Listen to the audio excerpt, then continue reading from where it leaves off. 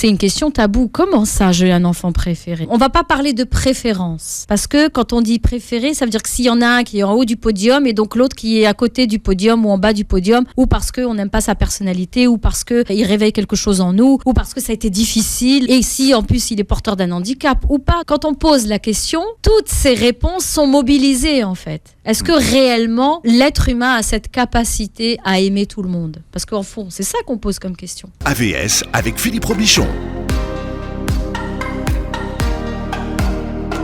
À votre santé familiale, ravi de vous retrouver le mercredi. Karima Chadibaou est avec nous. Bonjour Karima. Bonjour Philippe, bon matin tout le monde. Voilà, belle semaine. Coach parental et familial, oui. Fondatrice de l'ENAT, oui. École de naturopathie. Absolument, et on a un groupe en ce moment, cette semaine, un groupe d'apprenants. Je leur fais un petit coucou, voilà. Les explorateurs. Merci d'être là et de voilà. partager Karima avec les auditeurs de Beurre FM parce que vous courez, oui. Vous êtes très sollicités, que ce soit dans les municipalités ou à... Oui, et c'est toujours avec beaucoup de plaisir, oui, vraiment. Et d'ailleurs, là, j'ai sur une commune où il se passe des choses un peu difficiles, on m'a demandé en fait d'intervenir auprès des parents d'élèves aussi, des représentants de parents d'élèves, sur l'accompagnement des adolescents et notamment avec les jeux, vous savez, les jeux là qui font sur Netflix Squid Game et que des enfants reproduisent dans les cours de récréation. Alors, il faut dire que cette série, elle a été vue par des gens, y compris par des enfants qui n'avaient peut-être pas l'âge de la regarder. Pas du tout, du tout. Mais qui l'ont quand même regardé et qui se mettent à reproduire des choses. Donc du coup, on m'a demandé d'intervenir. Il suffit de défendre quelque chose à des enfants pour qu'ils le fassent. Exactement. Ça, c'est l'esprit de contradiction de l'être humain. Donc voilà, donc toujours sur la non-violence et la bienveillance dans l'éducation et une autorité bienveillante. Donc mes thèmes favoris, vous le savez Philippe. Bien, un sujet oui. Nous avons eu du mal à accoucher Karima, mais ça veut certainement dire quelque chose. Nous allons parler d'un tabou familial ce matin, la préférence parentale. C'est souvent un sujet que les parents préfèrent éviter d'ailleurs, tourner autour. Vous Karima, est-ce que vous avez un enfant préféré? Non, j'ai pas d'enfant préféré. Alors, pour répondre, vraiment, parce que... Dites Wallah. Je dis Wallah. Je dis Wallah, Inch'Allah. Que j'ai pas d'enfant préféré. J'aime mes enfants, ça c'est clair, d'un amour inconditionnel. Et je les aime chacun pour des caractéristiques précises par rapport à leur personnalité, par rapport aussi à la facilité ou la non-facilité que j'ai avec eux de communiquer. Donc c'est... vous savez, vous m'avez posé la question... et on répond, les mères, surtout les mères. Et ça m'a fait penser à une série sur Netflix qui reprend The Crown, si vous connaissez la famille royale, et où la reine, ça commence comme ça, je ne sais plus dans quelle saison, où elle demande à son mari est-ce que tu as un enfant préféré? Il dit oui, mon enfant préféré, il dit que c'est la princesse Anne. Et elle est offusquée, elle dit non, mais moi je les aime tous. Je les aime tous pareil. Et ça, on dit tout ça. J'aime tout, parce que on l'a dit, c'est la question taboue. C'est une question taboue. Comment ça, j'ai un enfant préféré? Est-ce que les parents sont honnêtes quand ils répondent à cette question? Franchement, je pense pas. Pourquoi? Parce que même moi, là, en vous répondant, en analysant, en m'auto-analysant, d'accord, je me dis non, quand même. On va pas parler de préférence. Parce que quand on dit préféré, ça veut dire que s'il y en a un qui est en haut du podium et donc l'autre qui est à côté du podium ou en bas du podium, ou parce qu'on n'aime pas sa personnalité, ou parce qu'il réveille quelque chose en nous, ou parce que ça a été difficile, son accouchement a été difficile, son arrivée au monde, la mise au monde, l'accompagnement à l'école, et si en plus il est porteur d'un handicap ou pas. Donc tout ça, en fait, quand on pose la question, toutes ces réponses sont mobilisées, en fait. Est-ce que réellement, l'être humain a cette capacité à aimer tout le monde? Parce qu'en fond, c'est ça qu'on pose comme question. Est-ce que j'aime tout le monde? Oui, mais est-ce qu'on aime tout le monde de la même façon, Karima? Non, on n'aime pas tout le monde. C'est peut-être plutôt ça qui se joue. Oui, est-ce qu'on aime tout le monde? Et il y a cette injonction derrière que tu dois aimer tout le monde. Il y a des parents aussi qui naissent et qui disent « j'ai pas encore d'amour pour mon enfant ». Et ça, le problème, c'est qu'on n'est pas encore capable de l'entendre. Parce que soit on va mobiliser, on va dire c'est non, l'instinct maternel qui arrive tout de suite, et dès que tu le vois, que quand tu es à la maternité, dès que tu vois ton enfant, tu as tout de suite débordement d'amour. Il y a des femmes pour qui ça n'arrive pas, il y a des hommes pour qui ça n'arrive pas, et qui a besoin de cette étape de pouvoir faire connaissance ensemble et découvrir qui est mon enfant. Mon enfant, pourquoi je l'aime? Pourquoi en 2 mots? Pourquoi je l'aime? Pas pourquoi je l'aime, pourquoi? qu'est-ce qu'il réveille en moi? Qu'est-ce qu'il révèle en moi? Qu'est-ce qu'il suscite en moi? Est-ce que c'est parce que c'est mon enfant que je dois l'aimer? D'accord? Et souvent, donc, et quand c'est... Là, on parle d'enfants préférés parce qu'on présuppose qu'il y a une fratrie. Des frères et sœurs. Parce que si l'enfant est tout seul, est unique. Ouais. Oui, mais il y a aussi cet enfant unique qui, et moi je les vois, après ils viennent dans mon cabinet. Des enfants uniques, préférés, donc il n'y en a qu'un, donc c'est le préféré forcément, et qui se sent redevable aussi. Il y a une espèce de redevance envers le parent et envers cet amour fusionnel. Parce que c'est ça qui est... avec nos enfants, on a un amour parfois qui est on va dire... j'allais dire flexible, mais c'est pas le mot. Un amour qui est plutôt j'aime mon enfant, je réponds à ses besoins, je l'accompagne dans ses apprentissages, je l'accompagne sur son chemin de vie, d'accord? Et parfois, je peux vouloir, moi, en tant que parent, parce que je suis dans cette fusion de l'amour, fusion, c'est-à-dire que cet enfant m'appartient, il est à moi, il est en moi. Du coup, il est plus séparé de moi, mais il est à l'intérieur de moi. Et donc, du coup, cet enfant doit répondre à ce que j'attends. Donc, et c'est en ça que quand on parle d'un enfant préféré, c'est de ça que l'on parle. Parce qu'en fait, on se l'est approprié, cet enfant. Et ça devient un amour égotique. C'est le mien, il est à moi et je fais ce que je veux avec. Non. Et donc souvent, cet enfant préféré va faire ce que papa, maman attendent de lui. Donc il va être docile. Quand on lui dit range ta chambre, il range sa chambre, il pose pas de questions, il nous casse pas la tête. C'est facile avec lui. Beaucoup de parents le disent. Tiens, mon aîné, c'est très facile avec lui. Mais par contre, le deuxième, oh là là, mais qu'est-ce qu'il a la tête dure. Il faut que je répète 10 000 fois. Et donc, du coup, quand je suis amenée à demander quelque chose, directement, je vais m'orienter vers celui avec qui c'est plus facile. Monsieur Chouchou. Exactement, Monsieur Chouchou. Et... Oui. Alors, il y a une étude britannique qui dit que un parent sur deux avoue avoir une préférence pour l'un de ses enfants. Donc, on partirait du principe que, contrairement à ce que les parents disent dans les études, c'est que ça existe d'avoir des préférences pour ses enfants. Oui. Des préférences. Alors, est-ce que ça veut dire que j'ai une préférence par rapport à sa personnalité? Cette préférence, en fait, il faut la déterminer. C'est quoi cette préférence? Qu'est-ce que j'apprécie chez cet enfant? Et souvent, des parents sont en admiration devant leur enfant. Par exemple, un enfant, quand on le regarde, il réussit quelque chose. C'est un enfant qui est très sociable. Il se fait des amis facilement. Il comprend très vite. Donc, du coup, il y a une préférence qui va s'exprimer. Parce que quand je lui demande quelque chose ou quand je communique avec, il n'y a pas d'obstacle à la communication. C'est fluide. D'accord? C'est facile. Ça coule tout seul. Et avec un autre enfant, avec lequel ça va être difficile. Difficile. Est-ce que ça veut dire que je préfère, que j'aime plus celui avec qui c'est plus facile et que j'aime moins celui avec qui c'est plus difficile? Donc ça veut dire qu'on fait des raccourcis. Donc c'est pour ça les mots sont importants. Les mots qu'on va utiliser. Donc on va simplement dire quand j'ai besoin de quelque chose, par exemple de l'aide à la maison, un soutien à la maison, dans l'organisation familiale, on va plutôt s'orienter vers celui avec qui c'est plus facile. Et de là va découler cette préférence. C'est quoi cette préférence? Parce que les enfants et dans la fratrie vont le remarquer.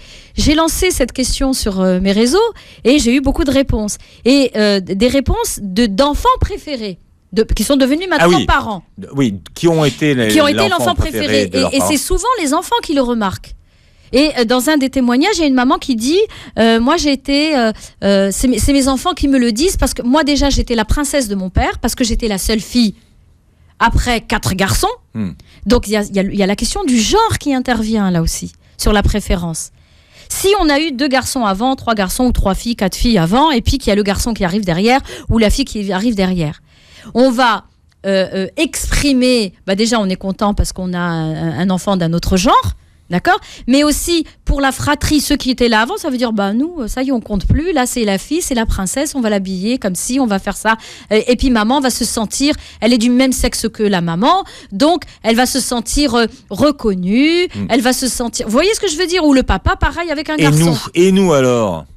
Exactement. Et nous, il y en a que pour elle. Il y en a que pour elle. C'est la princesse. Et donc, dans le témoignage d'une maman, elle disait, moi, j'étais la princesse de mon papa et mes filles me disent que le garçon, j'ai 2 filles et un garçon, et mes filles me disent que le garçon, c'est le prince.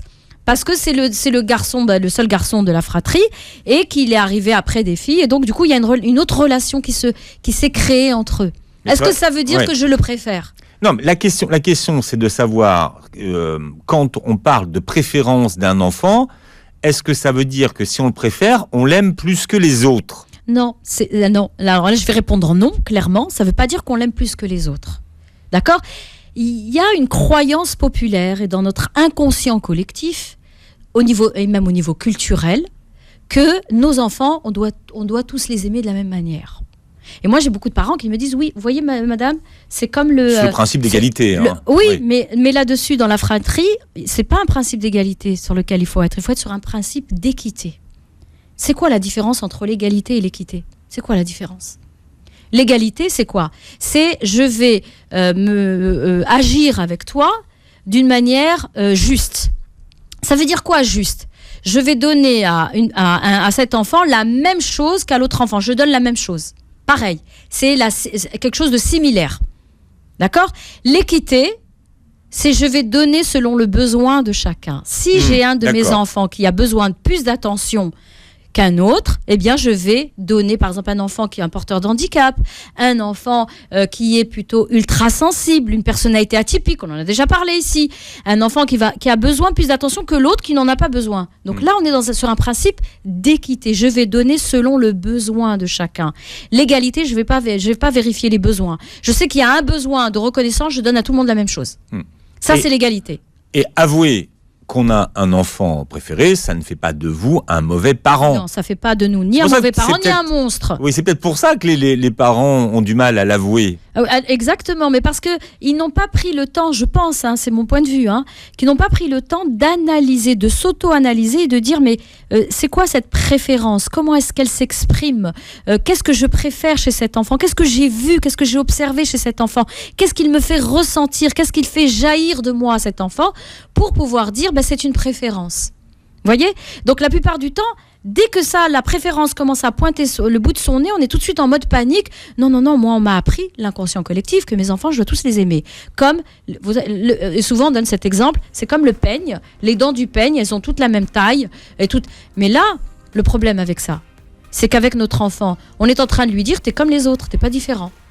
Et les enfants veulent être uniques. Au secours, j'ai un enfant préféré avec Karima Chadibaou ce matin. D'ailleurs, c'est une question que les enfants posent à leurs parents. Oui. Qui vous préférez ?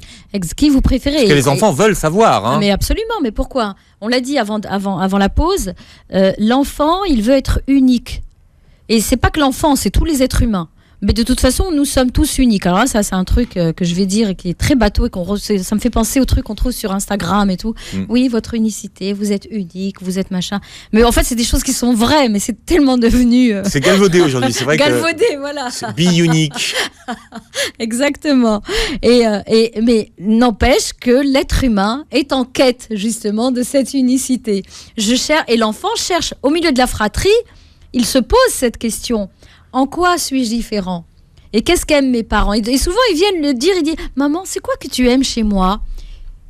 et si la maman dit « Ce que j'aime, c'est toi, c'est ça, ça, ça. » Et c'est comme ton frère, là, c'est foutu. Non, mais justement, il vous pose cette question pour dire qu'il est différent. Et qui n'est pas comme tout le monde. On parlait tout à l'heure du peigne avec les dents qui sont toutes égales et au même niveau. D'accord, ça, c'est par rapport à l'égalité. Mais l'équité, c'est comme ma main, il y a 5 doigts. Et souvent, les parents comparent leurs enfants... Vous en avez 6, vous. Non, moi, j'en ai 5, Philippe. D'ailleurs, avec le 6e, je ne sais pas où est-ce qu'il serait greffé ici. Je sais pas où il serait. Et ça créerait un déséquilibre. Au niveau de ma physiologie et de l'alignement de mes intelligences. Non, c'est pour savoir si vous étiez une envahisseur. Ah oui, David Vincent, ou je ne sais plus comment il s'appelait. C'était David Vincent qui avait vu Les Envahisseurs. Exactement. Bon, on retrouve la série sur YouTube pour ceux qui l'ont pas vu. Ça a un peu vieilli au niveau des effets spéciaux. Oui, c'est clair. Mais c'était bien. Donc les 5 doigts de la main, Les Karima. 5 doigts de la main. Mes 5 doigts, c'est des doigts. On les appelle des doigts. C'est le même nom. D'accord ? Et pourtant, ces 5 doigts sont différents. Ils sont uniques. Il n'y en a pas un qui ressemble à l'autre. Et ils font partie d'une main. Et imaginez que vous êtes blessé au pouce, que votre pouce est blessé, ça crée un déséquilibre. D'ailleurs, même quand on est à peine piqué par quelque chose, on ne penserait pas qu'une simple piqûre pourrait créer un tel déséquilibre dans le corps. Mais en fait, la fratrie, c'est exactement la même chose. C'est comme les 5 doigts de la main, et chacun est différent, et chacun a ses caractéristiques. D'accord ? Différents. Et je les aime pour ça, pour ces caractéristiques-là, pour ces différences-là.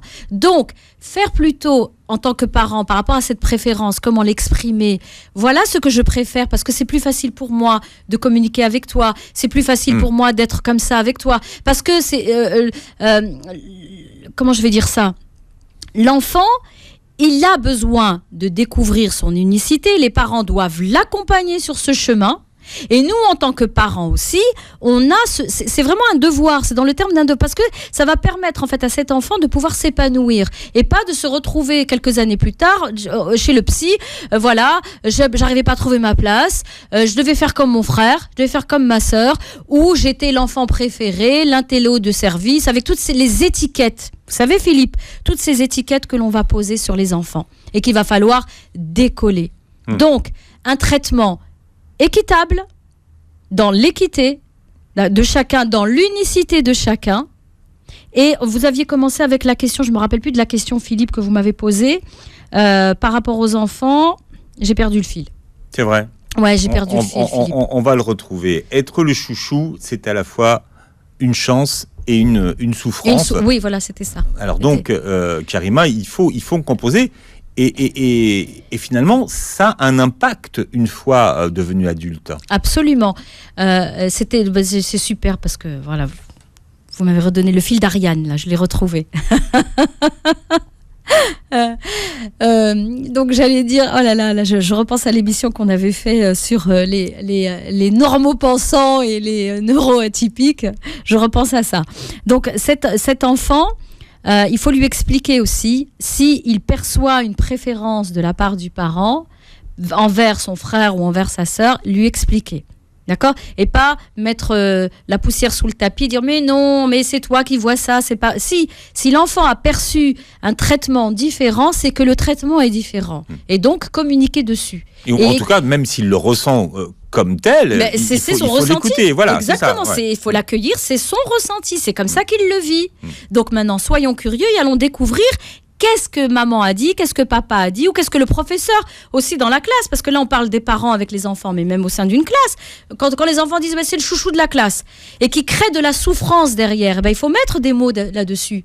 Cette souffrance, c'est parce que toi aussi tu veux être ce chouchou, qu'est-ce que ça représente pour toi, qu'est-ce que ça veut dire pour toi. Et dans l'histoire de l'humanité aussi, alors si on est croyant ou pas, après ça dépend, les 2 frères, Abel et Caïn, qui étaient 2 frères et qui avaient une préférence, cette rivalité, elle a toujours existé. Les jalousies ont toujours existé. Et au lieu de dire non, nous on n'a pas ça, il faut pas que tu sois jaloux de ton frère, il faut pas que tu sois jalouse de ta sœur, faut déjà réfléchir qui crée cette jalousie. Qui l'a créée, cette jalousie ? C'est-à-dire, dans la relation, la manière, la mise en lien, comment on est en lien les uns avec les autres. Maman, papa, eux-mêmes, et avec les enfants. Et les enfants eux-mêmes. Comment ils se mettent eux-mêmes en lien pour qu'il y ait cette rivalité. C'est pour ça que je dis souvent, les parents, quand ils disent « Ah, toi, j'adore comment tu es. Oh là là, c'est pas comme ton frère. » Là, déjà, on est en train de créer une rivalité entre les deux. C'est terrible. Le poids des mots, hein. Vous voyez le... C'est clair, la charge. L'impact, ouais. L'impact et la charge, ça veut dire que toi, tu es un moins que rien, que ton frère. Donc déjà, le frère, il n'a rien demandé. Il se retrouve mis en compétition. Et il est là le problème. C'est une mise en compétition au lieu que ce soit une mise en coopération. Dans la fratrie. On coopère. Et les parents, c'est eux les arbitres. Quand je dis les arbitres, c'est-à-dire les coachs, un petit peu à la manière de celui qui va... organiser l'équipe, dans ce sens-là. Chacun avec ses points forts et ses points faibles. Et on va s'entraider les uns les autres dans une philosophie de coopération et pas de compétition. Comment l'enfant dit préféré se construit-il en grandissant ? Alors ça, c'est une super question. il se construit en fait. Je vais vous raconter avec une anecdote que j'ai reçue du terrain en cabinet, et où une maman qui me ramène sa fille, donc une jeune préado de 12 ans, et la maman me dit voilà, elle a pas trop confiance en elle, je comprends pas, pourtant elle réussit, elle est intelligente, donc la maman me décrit toutes ses qualités. Donc ça, c'est la maman toute seule, avant d'être avec la petite, avant que la petite ne rentre. Donc j'écoute un peu la maman, elle m'explique, voilà, elle est intelligente, elle est ceci, elle est cela. Et donc je lui dis, ok, donc on va faire rentrer la fille. Et au moment où elle va faire rentrer, la mère dit à sa fille, allez, rentre ma princesse. Rentre ma princesse. Et quand moi je regarde, j'observe, donc j'ai un métier aussi d'observation, de calibration, et je vois la jeune fille tout de suite, donc qui était prête à rentrer pour faire connaissance avec moi et discuter. Et quand sa mère lui dit rentre ma princesse, je vois au niveau du non-verbal ses yeux qui tombent comme ça, ses épaules, et comme si qu'elle portait un lourd fardeau. Et donc je pose la question à la maman, je lui dis c'est pas votre enfant unique. Elle me dit non, c'est la première, vous savez, c'est ma princesse. Donc j'ai dit à la jeune fille, reste encore un peu dans la salle d'attente, c'est avec maman que je vais parler. Parce que finalement, c'est pas la jeune fille avec qui je vais parler, c'est avec la mère. Parce que la mère, justement, a transféré sur elle tout ce que a projeté sur son enfant, tout ce qu'elle n'a pas été. Donc, du coup, l'enfant préféré, il se construit comment ? Avec toutes les histoires non réglées de la mère ou du père et du parent, tout ce contentieux, ce reliquat en fait, en quelque sorte, de choses qui n'ont pas été réglées. Et donc, cet enfant se trouve avec cette charge, c'est une pression, il y a des enjeux. Donc l'enfant préféré, vous savez, en thérapie familiale, l'enfant préféré, généralement, c'est l'aîné. Donc il y a aussi le rang de naissance qui intervient aussi. Ça peut être l'aîné ou le dernier qui est le petit chouchou. Vous savez, en thérapie familiale, l'aîné, on l'appelle le héros. Le héros de la famille, parce qu'on l'attendait, il arrive, et voilà. Surtout si c'est un garçon. Et surtout si c'est un garçon, après ça va dépendre de la culture de laquelle on est issu. Si c'est le dernier, on l'appelle soit le clown, soit la mascotte, en thérapie familiale. Et celui du milieu, on l'appelle le mouton noir. Ah oui. Alors, ces rôles peuvent changer. Donc c'est un système, le système familial, comment il a été installé. On parle de l'enfant préféré. Généralement, c'est le premier, comme vous l'avez dit, l'aîné, ou le dernier. Parce que le dernier, on est un peu la zone... Le bâton de vieillesse, comme on l'appelle aussi souvent. Oui, exactement. Celui qui va s'occuper de nous, et on va le garder, et on va lui imposer en fait tout ce qu'on n'a pas résolu, tout ce qu'on n'a pas pu faire, tout ce qu'on n'a pas atteint comme objectif, et donc du coup il va se retrouver le bâton de vieillesse, donc on s'appuie sur lui tout simplement, la béquille. Alors que c'est cette question d'enfant préféré. Pourquoi moi je suis en train de me poser la question en même temps que je vous parle là, Philippe et nos auditeurs et auditrices, je me dis l'accouchement a été difficile, vous l'avez dit en début d'émission. Parce que justement, c'est tellement quelque chose qui vient nous remuer dans les tripes. Qui nous interpelle tous, parce qu'on peut avoir été soit victime d'une injustice dans sa fratrie, en disant, mon père, il préférait un tel. Parce que la semaine dernière, j'ai reçu en séance une jeune femme qui me disait, moi j'étais l'enfant préféré de mon père, et du jour au lendemain, je ne l'étais plus. Et je lui dis, mais qu'est-ce qu'il faisait ? Elle me disait, je remplissais les papiers, c'est moi qui m'occupais de tout l'administratif de mon père. Et j'étais vraiment comme son bras droit. Et un jour, j'ai pas fait tout ce que j'avais à faire, j'ai manqué certains moments parce que je traversais des moments difficiles. Elle me dit, et là, du jour au lendemain, il m'a tout retiré. Il m'a tout retiré et il a donné à mon autre sœur. Et là, je me suis sentie, on parlait tout à l'heure comment se construit cet enfant préféré. Et un jour, je suis l'enfant préféré, je suis montée au sommet, je suis montée au nu. Et un autre jour, je suis en bas, dans la cave, dans les abysses, je ne suis plus rien. Donc c'est ça qui est difficile. Comment il se construit ? Soit il en prend comme étant une force et se dit je baigne dans de l'amour et de l'admiration et je vais utiliser ça pour réussir ma vie et m'épanouir, ou soit le prendre comme quelque chose, comme un fardeau, quelque chose de très lourd, parce que finalement il s'agit de qui ici ? Quand on a un enfant préféré, il s'agit de qui ? Du parent ou de l'enfant ? Au secours, j'ai un enfant préféré, peut-être que celles et ceux qui nous écoutent ce matin, Karima, se disent tiens, oui, effectivement, maintenant que j'écoute l'émission, que j'y pense, j'ai un enfant préféré. Qu'est-ce que vous avez envie de dire à ses parents, Karima ? De dire que c'est déjà c'est une inclinaison en fait, une inclinaison qui est naturelle parce que soit cet enfant va nous ressembler, parce qu'on se revoit, on se revoit en lui, et donc c'est quelque chose on va dire qu'il va falloir normaliser. Ça veut dire quoi normaliser ? Normaliser ne veut pas dire banaliser. D'accord ? Quand on normalise quelque chose, c'est-à-dire c'est une étape qui est normale par laquelle on passe. Oui, j'ai des préférences. Comme quand on est, par exemple, votre enfant, il a aussi des préférences sur un professeur. Pourquoi ? Parce qu'il y a plus d'affinité avec, il y a des atomes crochus, on s'entend, j'ai pas besoin de parler, qui comprend tout de suite ce que je veux dire. Ça, après, c'est des affinités. Donc, déjà, prendre conscience que j'ai des affinités et les normaliser. Maintenant, les parents qui se rendent compte qu'il y a une préférence, une inclinaison naturelle vers un enfant, attention à ne pas dire « Oh là là, qu'est-ce que je suis en train de faire ? C'est une bêtise. Je risque de créer une concurrence entre eux. » Et c'est là où il y a le problème. Parce que l'enfant, il le voit bien. D'accord ? Les enfants le voient bien. Ils le voient. Mais d'ailleurs, c'est eux qui le disent. Vous l'avez dit tout à l'heure, Philippe, avant la pause. L'enfant va dire « Oh, mais de toute façon, je sais bien que tu préfères lui. Tu le préfères lui. » Et là, au lieu de dire... Alors là, c'est une technique. Au lieu de dire...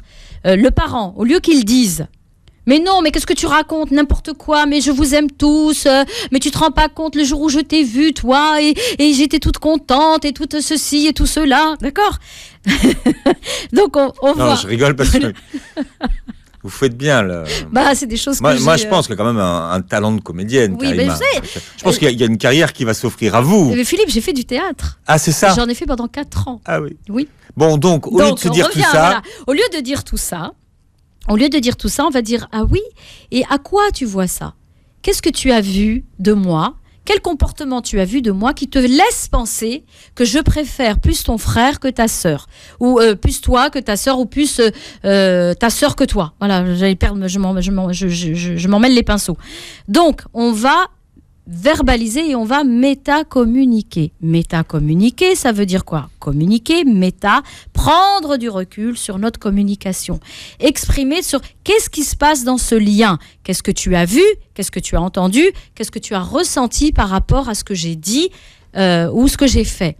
Et là, on donne les arguments à l'enfant. Ça reste pas qu'une interprétation. Et du coup, ça nous permet de rentrer dans le cœur de l'enfant et voir quelle réalité il a construit derrière cet échange qu'il a vu entre maman et alors ça, c'est la première des choses.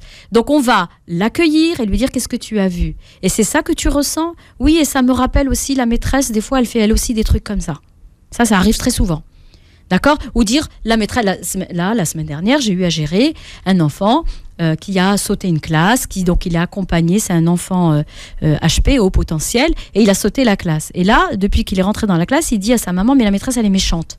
La maîtresse, elle est méchante. Alors moi, je lui pose la question, je dis, mais qu'est-ce qu'elle fait pour être méchante ? Il me dit, elle parle fort. Et moi, je parle doucement parce que les autres, je ne veux pas qu'ils m'entendent. J'ai dit, ok, est-ce que tous les gens qui parlent fort sont tous méchants ? Il me dit, non. J'ai dit, ça arrive à ta maman de parler fort ? Il me dit, oui. Je lui dis, est-ce que ça veut dire que ta maman est méchante ? Non. Est-ce que ça veut dire que ta maman, elle ne t'aime pas ? Non. Donc, vous voyez, c'est-à-dire qu'on va trouver des contre-exemples. Et on va amener l'enfant à avoir un raisonnement différent. Et c'est quelque chose qui va l'aider à grandir. Tout à l'heure, vous me disiez, quels sont les impacts en grandissant sur cet enfant préféré ou cet enfant mal aimé. Ou sur les enfants qui ne l'ont pas été. Oui. Et qui ne l'ont pas été. Ouais. Donc, soit ça va être une blessure de rejet, et s'il le vit comme ça et qu'il n'y a pas de mots qui ont été posés dessus, blessure de rejet ou blessure d'abandon. Je ne suis pas vue, je ne suis pas reconnue dans qui je suis et dans ce que je fais, alors que je suis en train de gesticuler dans tous les sens pour montrer à maman et à papa que j'existe. Parce que mon frère, il suffit qu'il fasse juste un truc et maman, elle est tout sourire, tout sucré, tout miel devant lui. Et moi, j'ai beau faire ce que je fais d'une manière excellente, mais personne ne le voit. Donc là, ça c'est un vrai problème. C'est un vrai problème et les parents doivent se questionner là-dessus et dire ok, l'enfant s'il me dit ça, cette impression d'être transparent. Voilà, transparent, voire invisible. Dire moi mes parents, mon père maintenant ne me voit plus. Oui, et on s'étonne après que les enfants, pour que les parents les regardent ou les voient, vont commencer à faire quoi ? Enfin, ça dépend. Des bêtises. Ou pas. Ou alors carrément tomber malade. Tomber malade, rester dans leur chambre, développer des des relations un peu toxiques, soit avec leurs camarades, des dépendances affectives et émotionnelles, des dépendances à la nourriture, ou pas, de ne plus manger, ne plus faire ceci, ne plus faire cela. D'accord ? Donc tout ça, on peut le parer bien avant, en étant attentif à l'écoute de nos enfants. D'accord ? De ce qu'ils nous expriment, de ce qu'ils nous disent. Et même quand ils ne parlent pas, qu'est-ce qu'il dit dans ces silences ? Et ça, c'est important. Je sais que là, je suis en train de charger un peu les parents, parce que là, on a l'impression qu'ils doivent être ces parents multidisciplinaires et qu'ils doivent avoir fait un doctorat en psychologie, un doctorat en études de comportement, en études de je sais pas quoi, alors que simplement, soyez à l'écoute de votre cœur. C'est ça que j'ai envie de dire à nos parents. Soyez à l'écoute de votre cœur et de ce qu'il vous dit et écoutez, donnez de la valeur à la parole de votre enfant. Pas de culpabilité, donc, à avoir si on préfère l'un de ses enfants. L'un de ses enfants, exactement. C'est parce que, je l'ai dit tout à l'heure, soit il vient révéler quelque chose en nous, ou alors on se voit en lui, c'est un mini-moi. Je le vois, et ça me rappelle moi quand je faisais ces choses-là, ou quand j'étais dans ces états-là, ou quand... Voilà. Donc ça, c'est important, et c'est humain. C'est humain. Oui, et puis l'enfant qui est doué, celui qui a un don pour la musique, par exemple, ou qui fait très très bien du sport, ou qui travaille très très bien en classe. Exactement, oui, exactement. Et souvent, la préférence peut aller, bon, après c'est des idées reçues aussi, va aller vers celui qui est doué en classe. Alors, dès qu'on rentre, on va, vous savez, là, bientôt au mois de décembre, il y aura la remise des bulletins. Après ces 2 années de pandémie où on ne pouvait pas rencontrer les professeurs, c'était un peu compliqué. Là, il y aura la remise. Et donc, dès qu'il arrive, donc si c'est un bon élève, oh là là, votre enfant, mais qu'est-ce qu'il est extraordinaire, oh là là, vous savez, c'est le moteur de la classe. D'accord, ça, c'est le premier enfant. On va dans le deuxième remise de bulletins. Et là, c'est le deuxième, c'est le camp. Oh là là, votre enfant, oh là là, il m'a retourné la classe. Mais c'est pas possible, vous lui donnez quoi à manger ? Il arrive, c'est du lion, il est là, il bouscule ses camarades, il m'a craché dessus, il m'a fait ceci, il m'a fait cela. Et là, du coup, la comparaison va être automatique. D'accord ? Donc, c'est le numéro 2 qu'on préfère. Ouais, c'est le numéro 2 qu'on préfère parce qu'il va nous donner du fil à retordre. D'accord ? Donc là, au contraire, dire très bien, donc mon enfant il est en train d'exprimer quelque chose. Donc je parle du numéro 2 bien sûr, et même le numéro 1. Le numéro 2 est en train d'exprimer quelque chose. Il est en train d'exprimer son unicité et sa différence. Donc faisons en sorte qu'il exprime cette unicité et cette différence d'une manière qui soit appropriée au contexte de la classe, c'est-à-dire d'avoir une attitude d'élève et pas une attitude d'un enfant de trublion. Par exemple, on peut dire que peut-être il a l'âme d'un artiste ou d'une artiste. Bien, vous commentez la vidéo sur la chaîne YouTube. Vous pouvez laisser des commentaires si vous-même vous vous reconnaissez dans ces comportements. Encore une fois, si vous avez un enfant préféré, bon, il n'y a pas de. Il n'y a pas de mal. Je veux dire, il n'y a pas de mal. Vous en rendez, prenez-en conscience et agissez en conscience. Maintenant, quand vous dites les choses, dites-les en conscience. Ça y est, c'est pas comme si vous ne saviez pas. Vous n'êtes plus en pilotage automatique. C'est pas ne pas aimer les autres. C'est ça qui est important de comprendre. C'est ça. C'est parce qu'il y a des affinités, on l'a dit, mais traitez-les d'une manière équitable. Avec équité, parce que à un moment donné, celui-là va demander plus d'attention. Pourquoi ? Parce qu'il a des difficultés scolaires, parce on vient de découvrir qu'il a un trouble de l'apprentissage, et donc il va demander plus d'attention. Et dans ce cas-là, on le fait aussi dans le conseil de famille, Philippe. Vous savez, le temps d'échange en famille où on va se réunir et parler, de dire, toi, comment s'est passé pour toi cette semaine ? Est-ce que tu as trouvé ce que tu voulais dans cette semaine-là, dans tes relations avec les autres, avec moi, avec ton père, avec ton frère, avec ta sœur, avec la maîtresse, le professeur, avec tes amis ? Et justement, c'est des occasions et des opportunités de bien connaître nos enfants pour pouvoir répondre correctement à leurs besoins et de faire en sorte qu'ils grandissent dans la bienveillance, l'épanouissement et qu'ils deviennent des adultes responsables et autonomes. Bien, certains adultes ont des blessures narcissiques, oui, finalement, parce que... Oui. Mais parce qu'ils ont eu l'habitude d'être traités comme étant le prince de la maison ou la princesse. Et donc, du coup, ils vont s'attendre, quand ils se retrouvent aussi au travail, au niveau du travail, par exemple, qu'ils se retrouvent être non, mais moi, on me traite pas, moi, d'habitude, j'arrive, on me donne le fauteuil. In real life, comme on dit, dans la vie réelle.